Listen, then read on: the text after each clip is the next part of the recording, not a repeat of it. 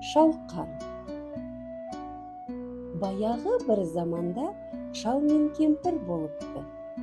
Олардың бақшасы бар екен. Бірде шал шалқан отырғызады. Шалқан өп-үлкен боп өседі. Бір күні шал шалқанды жерден суырып алмақшы болады.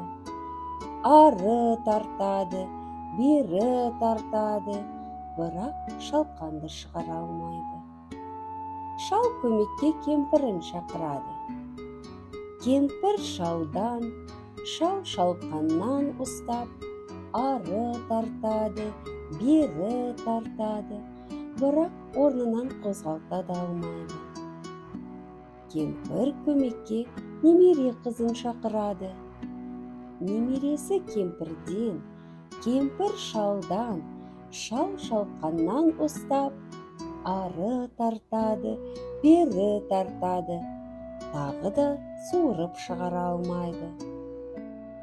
Немере қызы итін шақырады.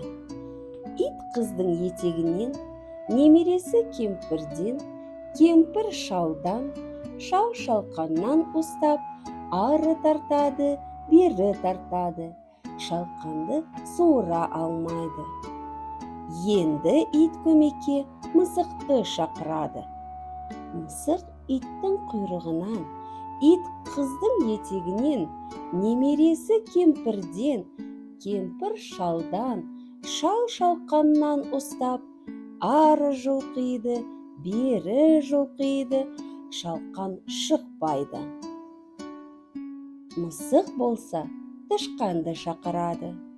Тышқан келіп мысықтың құйрығынан, мысық иттен, ит немересінің етегінен, қыз кемпірден, кемпір шалдан, шал шалқаннан ұстайды.